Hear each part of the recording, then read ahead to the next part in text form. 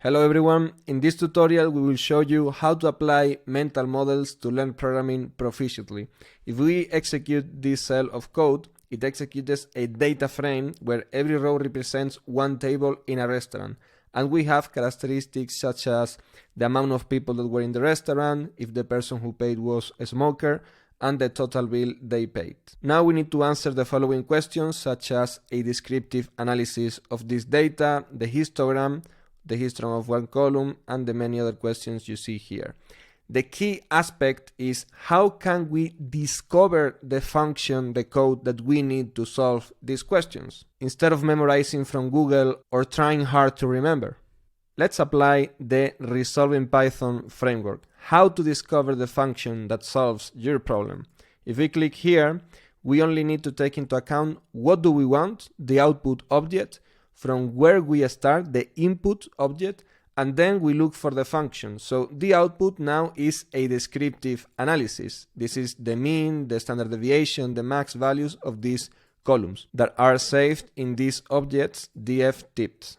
To discover the function, we click on the deduction method and we have two options, the object and the library. We click on the object because this is the data frame object saved in this variable dftips, and here we can see the instructions. First we place the name of the object, then we put the dot, and then we press the tabulator key from the keyboard. If we click here, we can see the button in this image. Going back to the framework, now we type the objects, so dftips. Now we press the dot to access the elements within this object and press the tabulator key. And we have a list of all of the functions available from this object, the data frame. Because the key name here is the descriptive analysis, we can start typing des, and here we have a list of options to choose. The most reasonable one is describe, so we execute and then we put the parentheses. Here we have our descriptive analysis. The same reasoning would have applied if we want to show a histogram. For example, we get inside the object, the dots, tab, and we look for a function similar to histogram. Here we have the hist, we execute, and we can see the histograms, one for each numerical column.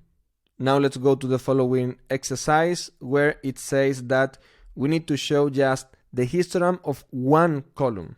If we go to the framework, we can see a section how to work with the parameters of the function. If we click here, we need to press the shift tabulator when we are inside the function to understand what we can customize of the function.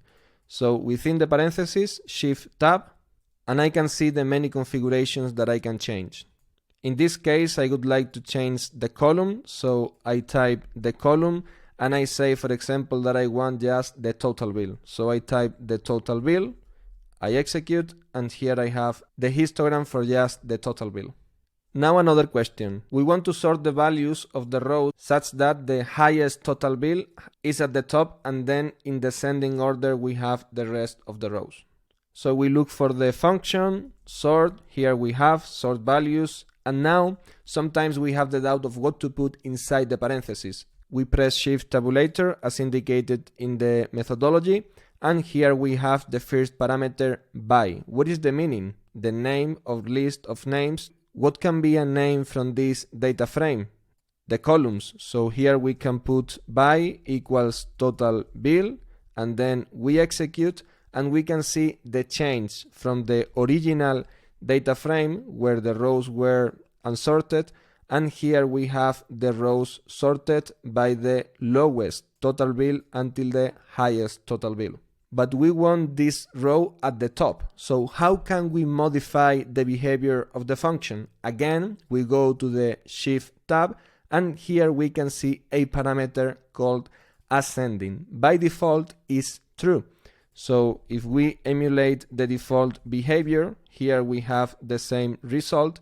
But if we put the opposite, false, now we have the rows where the highest total bill is placed at the beginning are the lowest at the bottom.